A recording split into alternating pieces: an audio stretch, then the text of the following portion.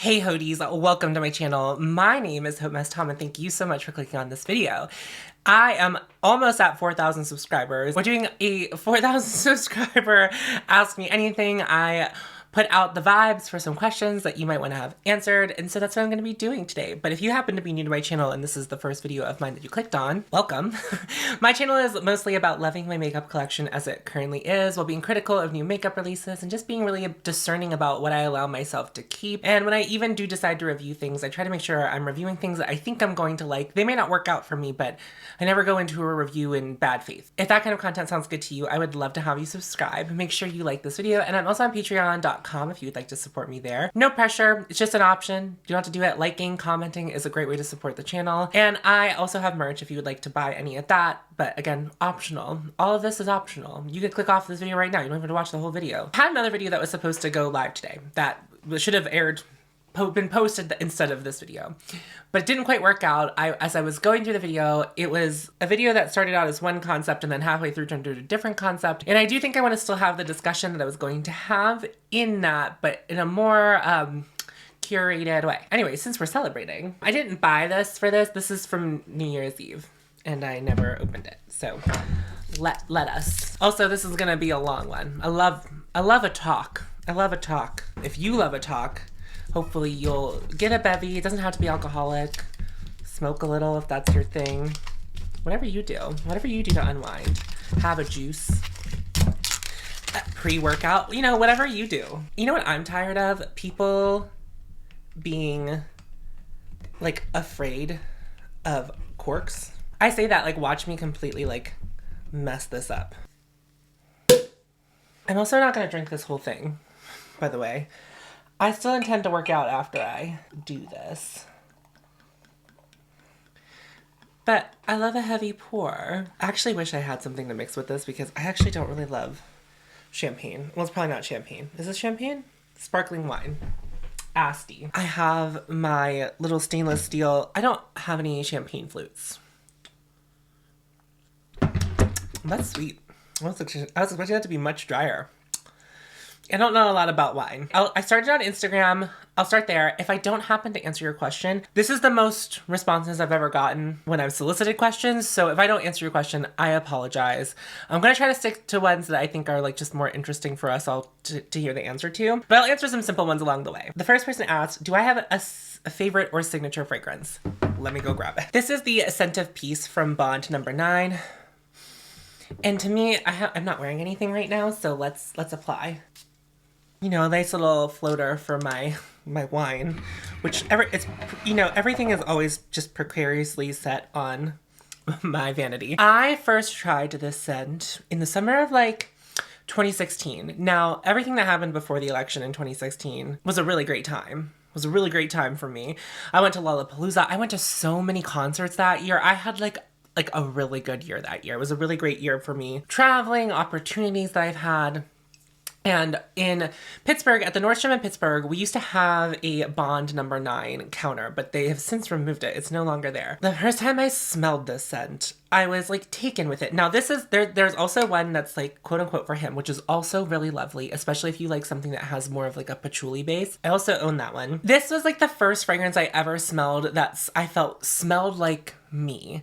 And what I mean that in the way where it just like has this, it's sweet but not sickly sweet, and it's not too floral. There is like that patchouli in this too, but it's like it just barely hits the nose. It just like barely hits the nose, and I just feel like when I wear it, it makes me feel so sexy.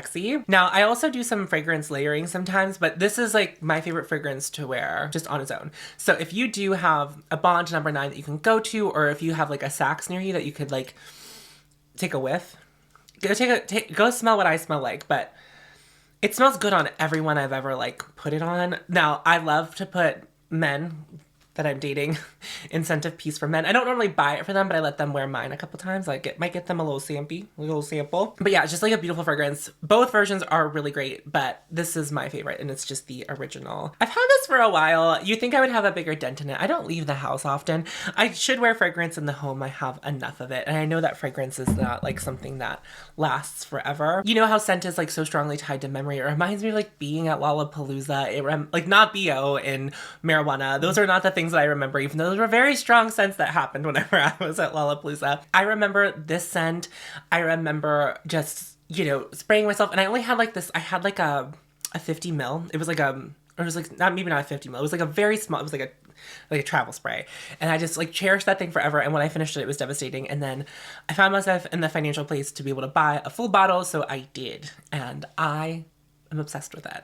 Rachel Ellen Rose. I'm going to name her because she's a content creator. Because I love your humor, what it was a major piece of forming it? Movies, people, etc. I would actually say my mother. You often comment on how I'm like always laughing at myself. And I think there's like a number of reasons that I don't take myself so seriously, which is like really good. It translates pretty well online, where like I'm not afraid to make fun of myself. I'm not afraid to like make mistakes and make a fool out of myself on the internet either. And like obviously never like in a really harming way to myself. My mom would always just say silly things and then she would laugh at herself.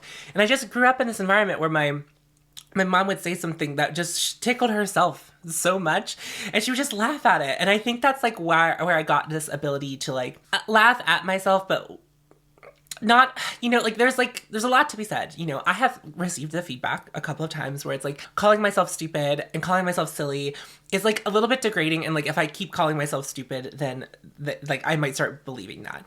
And I understand like the intentions of that when people tell me that. But the thing is, it's like, I don't think I'm stupid. I think I'm very smart. And I don't think that I would be sitting here in front of you with the amount of subscribers that I have, or just at all if I wasn't very smart. This is not an easy thing to do. And while I do like pretending to be stupid and like putting on the airs that I'm stupid, I don't actually think that I'm stupid. And I don't say that you have to be educated to be smart either. Like none of that is true. Like while I might be educated, it doesn't mean, to me that doesn't mean anything. I don't think that inherently it means that I'm smart either. Laughing at myself is so like a way that I've like just learned to cope with life, right? Instead of just like panicking and thinking about all the things I do all the time, which I know a lot of my peers do. There's like a lot of anxiety around just like existing and how people perceive you. And I care most about how I perceive me. I care a little bit about how other people perceive me, but like I know what I'm about. And my mother is also a person who stands confident in like who she is and what she's about. She's always laughing at herself. I don't know how many of you, but like as a millennial and who grew up in the 90s and the early 2000s, there was a lot of stigma around mental health. And I was seeing a social worker as young as 6th grade, and I saw the social worker all the way up through my senior year of high school. I really learned how to turn the tables and like really learned that like my perception of me is the most important thing. So if I find myself funny, other people laugh along. And not even if I'm laughing at myself, but like I do say silly things, or like I find silly things stupid. And so just like laughter is like the best medicine, and I want to spend as much as my life can experiencing the joy of laughter. Whether sometimes I laugh at like dark things or other things, it's just like laughing is like always the best policy for me, in my opinion. Best brown lipstick is the next question. I hate this question, but I'm going to say this because it's I think the one that is the most universal, and I do think it's Merit 1990, and it happens to be what I'm wearing today. And you know why it's the brown lipstick I'm wearing today? Because I tried a couple other brown lipsticks and I didn't like them as much. And this one just kind of went and I was like, yep, you win. That's it. So that's my answer. Favorite meme to quote. So I used to be much more into meme culture than I am now. I would say like I maybe quote Vines a little bit more. If we consider Vines a meme, does Vine equal meme? That's a math problem for someone else to solve and not me. The meme that I send people the most is it's actually a picture of the Olsen twins. And they look miserable, and it just says happiness on it. And it's the only meme that I have. It's in my favorites folder. I don't normally download memes, but I hold on to that one because I kind of use it. You know how like a lot of people use the melting face emoji? Like whenever they're just like feeling some kind of way. I use that. And I don't even use it that often. It's for special occasions only. I'm not a meme. I'm not a meme. But yeah, like when I see a roadwork sign, I do always say it's like, yeah, I sure hope it does. You know, I quote TikToks a lot, but like TikToks I'm finding are less universal than Vines are, because the popular Vine was more of a monoculture situation. Like you might have not been on Vine. All the people who are on Vine like knew about the same Vines because the algorithm was not as finessed as TikTok. But like TikTok can serve me something that has 5,000 likes on it, and it could be the funniest thing to me. But like if I quote it, it's not gonna rain. Like if I'm gonna say something and it's from a TikTok that only has like 6,000 likes, it's a crazy disease, and I'm sure that means nothing to all of you. What are your style aesthetic influences at the moment? So, I mean, we're moving into summer. I tend to not follow trends. Now, obviously trends are going to find their way into my life inherently, especially when I'm like making the decision to purchase clothing. It's whatever is being manufactured at this time. Now, I typically try to buy like unique pieces. So I don't really look at anyone for fashion because I can't really use like men as a reference because not a lot of men who are dressing interestingly enough. And the men who dress really interesting can afford to that. So I find that the only kind of men's fashion that I'm really interested in is stuff that is out of my price range. And so then when it comes to like women's fashion, which is definitely more attainable for me price-wise, I have found, even to find more sustainable, like high quality manufactured things or like handmade things, it's definitely like at a much better cost than I can find like men's pieces that I feel that way about. And obviously like I don't believe in that clothing has a gender. I'm using this terminology as a way to have this conversation. Anyone can wear whatever they want. And I firmly believe that. And I think because I believe that, it's just kind of like whatever sings to me. So like we're heading into summer. It's like spring right now. So color is a little more on the docket for me. I do love wearing all black. I love things that are either skin tight or absolutely flowy. And I don't really have a happy medium. It's just like one thing or the other. And that's where I land. My friend Jordan asked, what are you going to wear after you inevitably buy a ticket to Taylor Swift? So this is why I've been ISO a maxi skirt. So Parade gave me a promo code. I'm an influencer for Parade, but I like never do what they ask me. If you ever see someone shelling Parade, and I mean this, there is good money in shelling Parade. Now, it's not in the nature of my channel to do that, so I just don't. But I have a code down below. Anyway, they sent me part of their next collection, and I got 2 corsets, which I've never owned a corset. And in my fantasy, I got a red corset, and I also got like this one with a print. And I don't know which one I would wear to Taylor Swift, but I want because it's, I want the corset, and then I want it to go into a maxi skirt that goes to the floor.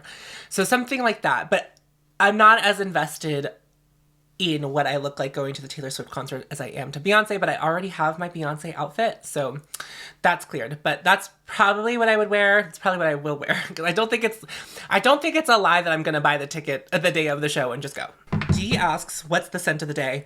Well, I just put on the scent of peace, but Brooklyn Ellis or Ellis Brooklyn Salt has been a go-to of mine as we head into this warmer times. It's like a sexy scent, and it's also good for evening or daytime. Good for layering too. Really have been enjoying that. And there's also this other scent from Clean Reserve. It's Solar Bloom. I only have a little guy. I only have this much left. And I don't think that Reserve is like obtusely expensive, but I have other fragrances, so I don't know that I'm gonna like run out and buy it, but I will miss it when it's done, but I do. Solar Bloom is really good. Maybe I'll just buy it. I think they make travel sizes of these, so. But that was gratis from Sephora when I worked there, that little guy. And I think I only started using it last year. I think a couple of people asked this. What's your favorite ice cream flavor? If we're talking generic, like, I don't get to have my choice of where I'm buying it. Absolutely. Cookies and cream. Moose Tracks is a close second. If we're talking Ben & Jerry's, half-baked. Or cookies and milk. My favorite flavor of ice cream I've ever had is from a local place. It's called Antony's. So if you're in, hold on, okay. If you live in the greater Pittsburgh area and you've not been to Antony's, I know that Paige's Dairy Bar, historic, whatever, soft serve, but if you're not a soft serve girly, which I am not, I want ice cream that someone had to use muscle to get out of the tub. So Antony's does rotating, handmade, like hard dipped ice cream flavors. And they are also good. Like, they're all so good. Now, have I definitely had some better seasons than other seasons? Yes. Like last summer wasn't a great year. I also didn't go that many times, so like, the ratio wasn't really like in Antony's favor. The first season, and I think it may have been the first time I went to Antony's, they had a flavor called almond butter and honey. And I don't know what color you might think that this was, but it wasn't a chocolate ice cream. It was like a vanilla ice cream, but it was like a soft brown color, and it had like little bits of almond, not like chunks. They were small enough to be, I would say, like more of the texture of a chocolate chip. So like not something you're gonna hurt your teeth on. And I don't normally like nuts in my ice cream, so I need you to know this. And then there was some chocolate chips in it. I think about it all the time. And then one summer we like kept going and we didn't see it. And so like one time we were at the window and Antony, I assume that's his name, but he's definitely the owner. We like you know, he knows everyone. He knows everyone. So like he clocked us. We were talking to him. He was helping us with our ice cream that day. And we were like, oh my God, we keep missing almond butter and honey. And he was like, well, I'll call you the next time we make it. And he did. And you know what? We both bought a pint. And you know what? I just ate that pint in one sitting. It's so good. It's so good. So almond butter and honey is my true favorite. Other hits from Auntie's if you happen to go. If you love a Dunkaroo, there's a Dunkaroo flavor sometimes. Excellent. Also, he made the I need you to know the Dunkaroo flavor came before that Dunkaroos came back. It was before that he made a Dunkaroo flavor. And it's so good. Anything that has coconut in it, but I'm a big fan of coconut. But like he does a lot of interesting things with coconut. Tell them hautemesstom sent you. He doesn't know that that's me. But, you know, I feel like a car commercial. Tell them hautemesstom sent you. Maybe I can start getting free ice cream. They have like a little stamper card. Save those MFers. Okay, we're getting to like a more serious question. So this is about supporting gender nonconforming people. Advice for supporting people as they explore their gender identities. I'm queer but cis, and two people I love dearly are realizing they're not cis, and I want to be there for them. I have very supportive friends. I will say that some of my friends were much better about pronoun changes than others. And, you know, I've had some lengthy conversations with those people. So what I would say to you, until they say to you that those need to change, then you continue as normal. And I would say you can't push them into something they're not ready to like either have the conversation about or not. I think always just being there to listen and making sure that they know that you are a good resource for them. Absolutely the best way to proceed with this. Whether or not, I would say like being very vocal about what's going on in the world right now when in regards to trans people. Now, I understand that there are gender nonconforming people who do not identify as trans. I put myself under the trans umbrella, but I think if they see you actively, you know, using your voice and your power to make sure that these people, that they are protected, and they know your stance on those things. And I don't think it has to be a conversation where it's just like, I support you if you happen to be gender nonconforming. I also, coming into this conversation, assuming that they have like not flat out said that, but I think being an open ear, being non-judgmental as possible and not trying to jump to conclusions for them is the best way to proceed. Because I have always found, whenever it comes to like anything that I'm trying to figure out for myself, that there are sometimes people who know what's up before you, right? And you might not be able to clock it, and they might not have it right exactly, but they know what's going on before you do. And they think it's helpful to tell you that. And what I will tell you, at least with me and my personality type, this might be a Scorpio thing. I don't know anything about astrology. But like when people tell me what it is, when it comes to me, I will do everything in my power to not be that thing. Just giving them the space to like talk it through, and also giving them the space to do it imperfectly is, I think, the best way to like support someone who is working on their gender. I also would, but if they are at the point where they're talking about like they want to present differently, make sure that they know that you are a safe place to do that. So whether you're hanging out at your house or at their house or their apartment or whatever, like if they're like, tell them it's like dress how you want to dress, so they'll feel comfortable around you doing that, because there are a lot of people who do not feel comfortable dressing gender nonconformly outside of the house, right? Like it's a scary task. So if they can start exploring it in safe spaces, I think that's like a very helpful thing for me. And also, if pronouns are a discussion, just doing your best, apologizing when you stumble, but not making a big deal about when you stumble. I've said this before on my channel, and I've said this before other places, like misgendering happens. I have been misgendered by my closest friends on accident. And, you know, it's just like oops, sorry. And like we move along from it. I have accidentally misgendered people. You just say, oops, I'm so sorry. And you move on from it. Now, some people are definitely more sensitive than that. I still think you making it about you misgendering them is not the move. So if you misgender them and you go, oh my God, and that's like all you talk about the rest of the day trying to repent, I don't find that very helpful. Other people might disagree with me, but I just say like, just do your best. And if these people know that you're doing your best, then all is going to be well and work out. I would also offer up, if you've already had the conversation that they feel like they're gender nonconforming or non-binary. So I did not use they, them pronouns when I first came out as non-binary. I continued using he, him pronouns for some time. And then I made a new friend. And when I introduced myself to this new friend, I said that my pronouns were they, them. And hearing him use those pronouns for me and about me and around me, I found really helpful. Now, that was like a test. And then once I realized that that caused me like gender euphoria, right? Like whenever I realized that that was like a thing that like felt aligned with who I was, then I moved on to telling my closest, my nearest and dearest. And then I just also, anytime I met new people, I would, you know, be like, I'm non-binary. Like, I don't always start conversations with that. And there are a lot of people who prefer going into spaces like being like, what are your pronouns? Which I think everyone should be open to. Even if you are a cis person, just be open to it, like have a conversation.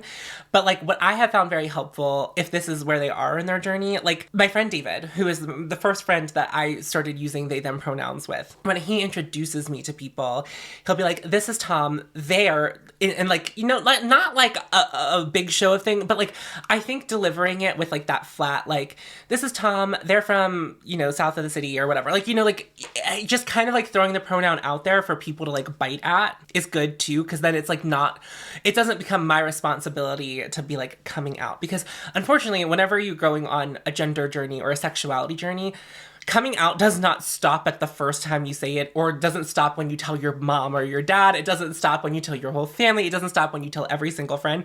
Coming out is a continuous process. I remove some of that work because I'm visibly queer, and we should never assume just because of someone's presentation that they are actually gender nonconforming. They could just be dressing however they want. None of this means anything, but for the most part, people just assume not straight, and also maybe assume not gender nonconforming, because I definitely make people mad, and I definitely see people really enjoy the vibe whenever I dress the way I want. I didn't get to the main point I wanted to make, but if you're at the point where they start maybe considering changing their pronouns and you're like part of that conversation with them, offer to be the first friend that changes pronouns. So whenever my friend was like considering changing pronouns, and I was like, well, here's what we can do.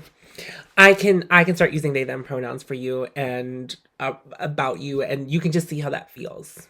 And if it starts feeling good, we can go with it. But if it doesn't feel good, we can try different things. And I think offering to be the first person who tests those pronouns with them as a safe person is like very helpful, because that's essentially what happened to me with David. And now, like, you know, I kind of like paid it forward. Offering to be that person if you're in a place where that's like a conversation that would fit in is another good thing to do to like be helpful. I hope any of that was helpful. I hope that to the person who asked, or any of you who might have people near and dear to you. Are you planning to do any more podcasts with Kackie?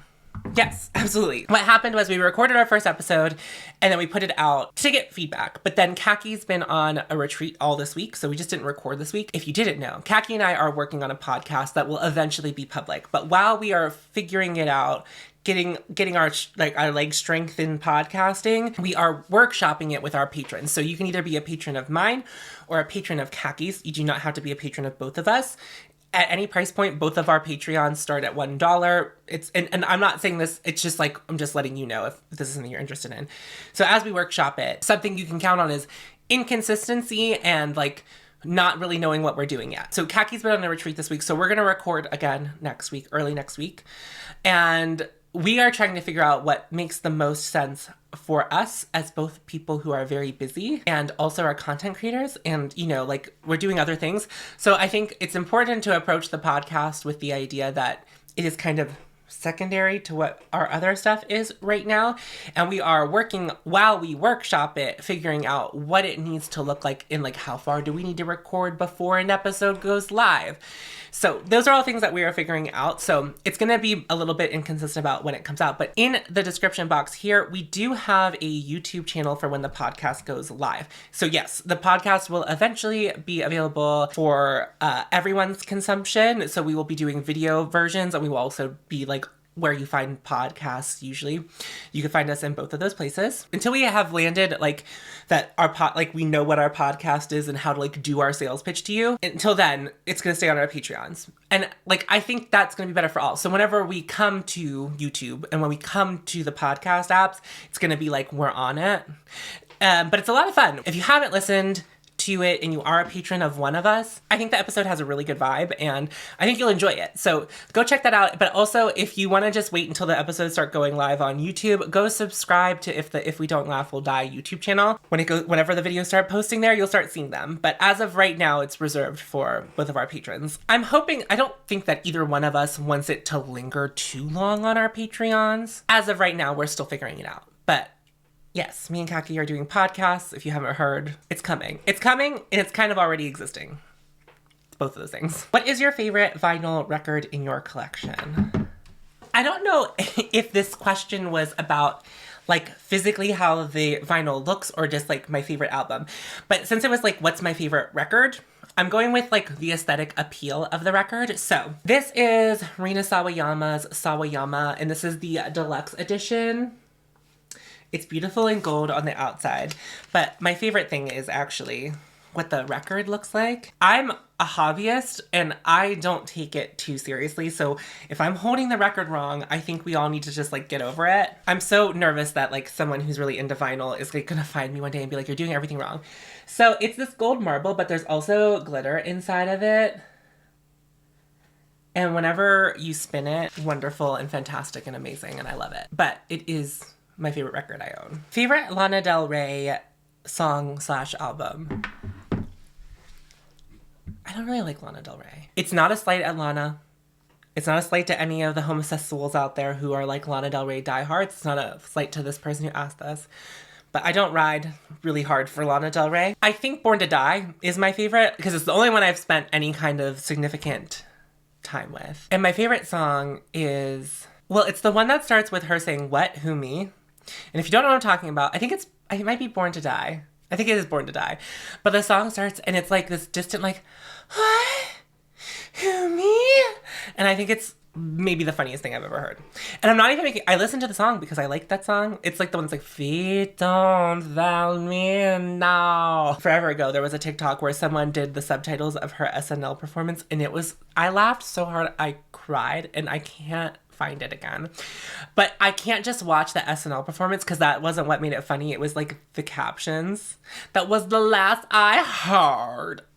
I will love you till the end of time." The next question is, have you gone to burlesque shows and do you prefer them over drag shows? Now I've only ever been to like drag burlesque duos. So like where like both drag performers and burlesque performers were like happened to be performing at the same time.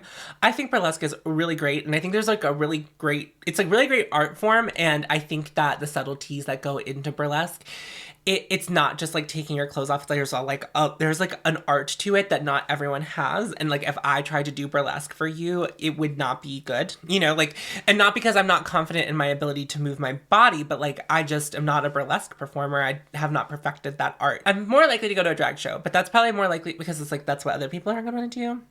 But we do have, like, there's a burlesque scene here in Pittsburgh. What's coming after your pinkera? I don't know. I think that has to find me.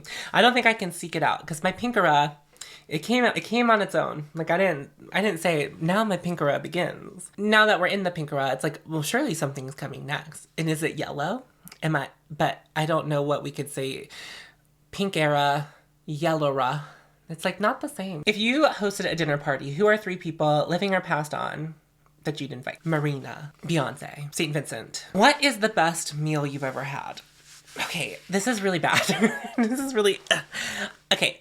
So I love artsy fartsy food. I love fancy food. However, I have a really bad job remembering what I ate.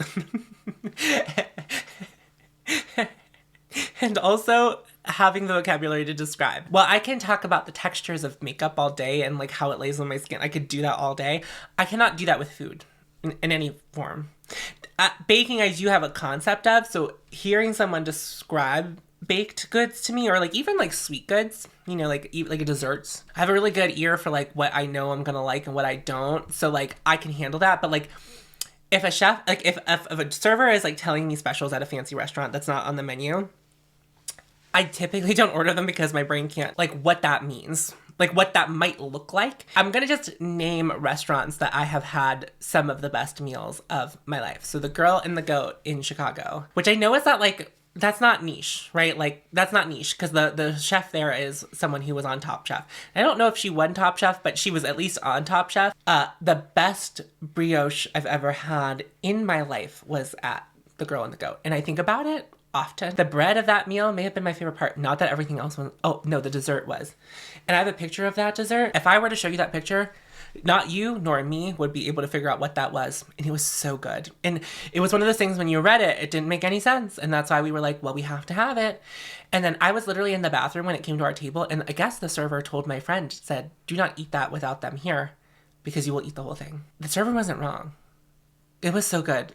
We debated ordering a second one. I don't know if it exists anymore. But like many moons ago when I was in New York City, and I know New York City kind of has like a high turnover when it comes to restaurants, the Stanton Social, I had a lot of good food there. Specifically, the beef Wellington was really good. And I think that's the only time I ever had beef Wellington. So it was really good. And I also was a pescatarian for a year leading up to the point where I had that beef Wellington.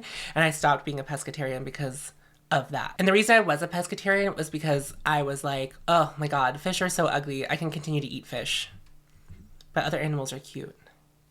Oh God, where else have I eaten? It's not Alinea, but I think it's owned by the same guy who owns Alinea in Chicago.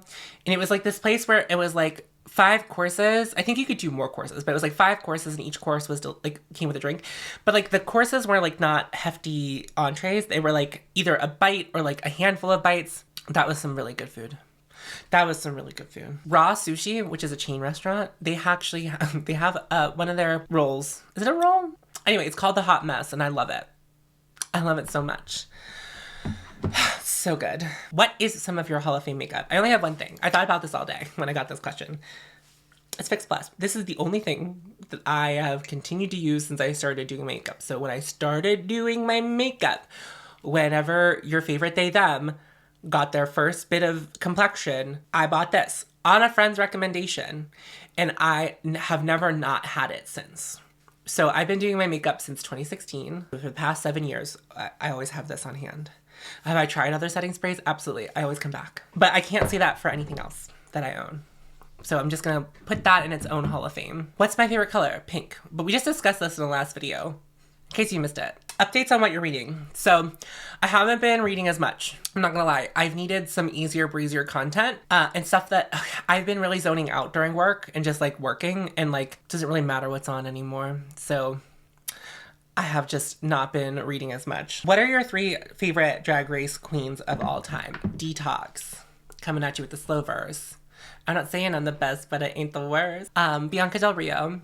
Bianca Del Rio is the reason I started wearing makeup. In case you didn't know that.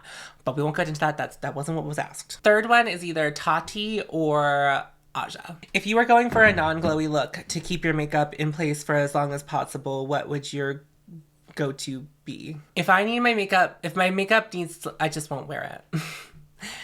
And that's mostly because it requires allowing my skin to not look good. And I guess I'm just not willing to do that anymore.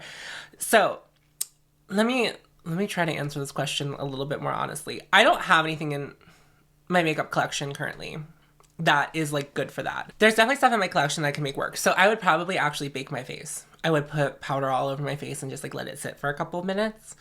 And I would spray my face much gentler than I usually do with setting spray. I would probably invest in like an actual setting spray because Fix Plus is not something that really improves the longevity of your makeup. So I would there is a Fix Plus that is a stay all day situation, and I do actually want to test it. I've been meaning to for a while, and I just haven't bought it. If you're wondering what foundation I would use the NARS Soft Matte Foundation. Excellent foundation. It's a beautiful foundation. I wish they sold it in minis. The size, it's like in a 1.5 ounce container, or like it's like you get so much foundation in it. You need so little of it. So little of it goes such a long. It's a beautiful foundation. If you're into like full coverage matte, you can also sheer it out. But I find that kind of doing without looking like it, I would do a lot of the application methods that we learned in like 2016 with like anything that you see a drag queen do is probably what I would do. So I would underpaint, and so I would use cream versions of things, and then I would use powder versions on top of that. I would let it sit on my face. I would let it last a really long time. Like, That's what I would do. Do you have a job in the default world? Yeah, I do. This doesn't pay me incredibly well, even though I am monetized. I talk more about the financials of being at my size on my Patreon. It's not like what we always touch down on, but like I talk about it more freely there because if I talk about money on here, it feels more like obtuse and bragging. No, I don't make enough money here to make this my full-time job. So I do have a real job, but I don't like talking about it just to protect myself. Like I mention it sometimes in passing. Like I did mention a couple weeks ago that there were like layoffs that happened. It's as much as I'm willing to say about my full-time job. If your Walkman got stuck shut with one CD inside, what CD would you hope it to be? When you use a Walkman or now? Okay, so when I used a Walkman, it would be Spice World. Spice or Spice World. I'm not sure which one it would be. It might be Spice, but it could be Spice World. I think it's Spice. Now, it would probably be Fruit by Marina. What is your spirituality? Practice any daily rituals other than makeup? No, I don't. I'm like spiritual in the way where I'm like open to that, but I'm not like practicing anything. I do unfortunately feel as though my relationship with religion kind of ruined my thoughts on spirituality. And I know that that doesn't have to be like akin to religion. I understand that. I find ways to center myself and feel grounded in other ways. And like those might be like, you know, they're repetitious. Those are things that I do. And like, maybe you could consider them spiritual, but like, I don't do them in like a regimented or spiritual way. Best clothing investment you made. Your style is so much fun. Thank you. I would honestly say the clothes that I wear like bumming around the house probably are my best investment in clothing. I think the thing that I have gotten the most where, and no one's gonna like this. I don't like that I'm gonna say this. Okay, so bear with me. And I don't think I would ever buy anything from this company again. Bear all of these things in mind when I say this. But I had a pair of Lululemon leggings that I bought in 2013 or 2014 that they like just this year ripped in the crotch. As someone who is plus size and large and has big thunder thighs, for a pair of leggings to last that long. They weren't leggings. They were more like joggers. So I say leggings. I mean joggers. For me to have like a pant that did not get like chub rub all the way through it in like a decade's time is like rather impressive. And they were so comfortable and they looked so cute and they like were dressy enough where like I didn't feel like I was wearing sweatpants when I like left the house in them. And I did wear them to work out too. Like I would wear them to bar classes. I would wear them. Well, I don't normally wear pants when I'm cycling, meaning I wear shorts when I cycle on the Peloton. Not sponsored. Peloton. I'm right here, babes.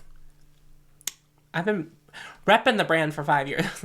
I'm not aside. I have met some people through Peloton and they are all lovely people. And if you are one of those people, just know that I think you're lovely. But I also do think the Peloton cult is real and scary. And while I do love having a Peloton and I get a lot of use out of it, I don't participate in the culture, truly. But I like it. But I would say don't join a Facebook group. It's scary. But I would say like don't join a Facebook group in general. And as someone who used to, you know, run and moderate a Facebook group for their podcast, you won't catch me doing that again. That's why I'll never have a Discord either. I would say I have this jumpsuit, this like dark rainbow jumpsuit that I bought from ModCloth. Of the things I like wear out when I go out for like events or to look cute or on dates and stuff, I would say that that's probably the piece that I wear that has the most play. It's machine washable and sometimes I'll wear it in videos. It's very comfortable. It doesn't feel like like when I'm wearing it, it doesn't, you know, sometimes you put on a dress or something, you're like, ugh, you know, it's really cute, but it's like it's not giving comfort. It's like only purpose is to give fashion. This is like really comfortable. It's kind of stretchy. Like even if like my weight fluctuates like a little bit in between wears, I can tie it, I can like cinch it, or I can not, you know, like I have a lot of options with it and I really like it. This is from Susan, who must live in Pittsburgh or knows someone who lives in Pittsburgh or like visits Pittsburgh, has family in Pittsburgh. I totally understand if you don't want to do a Pittsburgh-specific question, but I'm dying to know what's your favorite pizza. Since I talked about my favorite ice cream place, I will happily talk through pizza. I know this happens in a lot of cities where there's like rival pizza places. Now, I'm fond of Fiori's. Fiori's Pizza is my heart. I used to, like my family, a lot of my parents grew up in Brookline. My uncle lived in Brookline for a lot of my life. My grandparents lived in Brookline. Fiori's is very close to Brookline. And it was tradition to go to mass, and then after mass we would get Fiore's, and on it was Christmas Eve every year. And the thing is, it's a sweet sauce, which I don't always love, but their sauce is sweet. But I like their crust. I will eat their crust sans sauce. Like, I don't need something to dip it in. I love their crust. I also love that it's floppy. I don't like a crispy thing. Get Beato's away from me. Now, you might be asking yourself at home, if you're not from Pittsburgh, what is Beato's? Beato's is a square pizza, which already losing points. Don't love square pizza unless it's Jets. That's a different thing, but not a local thing. Jets rocks. And it's chain. So if you can have, I've already discussed Jets on my channel. Again, Jets, here to sponsor. What are you doing? I'm right here doing free promo for you. Give me pizza. I don't even need to be paid. I order your pizza like all the time. Just give me pizza. And I will order it at the same rate I already do, which is like once every other week. Give it to me. Let me. Give it. I want it. Beato's square pizza. Bottom is crunchy. The gimmick, it has a gimmick. The gimmick is they throw cold cheese on it after it comes out. People lose their fucking minds about it. It's so... Aiello's, great. Love it. Prefer it to Minio's. If I'm in Squirrel Hill, I'm going Aiello's. How often do I have cash to do cash-only pizza? Never. So Aiello's is really out of the question, and I don't really live close to Squirrel Hill. And Aiello's doesn't travel well, but I am too much of a fag to sit in a pizza place like that and eat pizza when I look like this. And now this is just how I leave the house. As we already discovered, like I was already talked about, I have now been clocked and now I can't not look good leaving my house. And then a fellow content creator reached out to me and said that one time they were clocked leaving their apartment, and I haven't stopped thinking about it since. I do not want any of you to see me doing yard work. I do not want that. So if you happen to see me doing yard work in some very ugly clothes, just forget where I was and don't come back. Please order Fiore's a lot, especially since the pandemic. It was really hard to get your hands on some Fiore's. There was like always a wait. It was a whole to do. It might be better now, but like, I haven't had Fiore's in a really long time. Also, let me tell you, if you happen to be Pittsburgh and you have Fiore's pizza, please get the wings. It doesn't make sense. They're not a wing place. They only have 3 flavors. Get the buffalo. They're fucking lit. They're so good. They're so good. Their Italian hoagies, best. Only if you like your hoagies heated up, because that's what they do. I love a warm hoagie. Or sub hoagie. Get out of here. It's a hoagie. Anyway, moving along. How do you feel about holiday-themed collections / makeup? Who got it right and who missed the mark? I think the only thing that I have ever seen that's been a makeup release that I had even been minutely interested in was the one that Odin's Eye? Was it Odin's Eye that did? And they were only available for like a hot second and they like never came back in stock. That was it. I think that was the best way. And I think also actually cutting it off and making it limited edition was really cool. They could have made a lot of money if they made more, but I kind of like that they just cut it off. Now that people own it, it's really special. And I mean, I know that there are some people who try to buy it on the secondhand market, and I'm sure like the price is really jacked up on the secondhand market. Even if you don't have it, you're gonna be fine. But in general, I hate holiday releases, by the way. I always admire the LPs in the background. Who are your top 5 artists? We have Roy Sheen Murphy today, the Roy Sheen machine. Okay, this is a hard question. And I don't take it lightly, but okay, Marina is going to be in there, so we can count, so that's 1. Beyonce is, I'm not really ranking them, but these are the 2 that come to mind first. Solange, Kate Bush, probably Roy Sheen Murphy. Subject to change. Honorable mentions, St. Vincent, Charlie XCX. My most embarrassing moment, that was what someone asked. Now, I don't really have shame in me left, so I'm trying to like really think about like what I mean, because it was embarrassing at the time and I was a kid and I'm like so far removed from it doesn't really matter. So whenever I was in 5th grade, I wanted to be in a talent show, and I wanted to sing Natural by S Club 7, and I was told that I couldn't, either because I wasn't good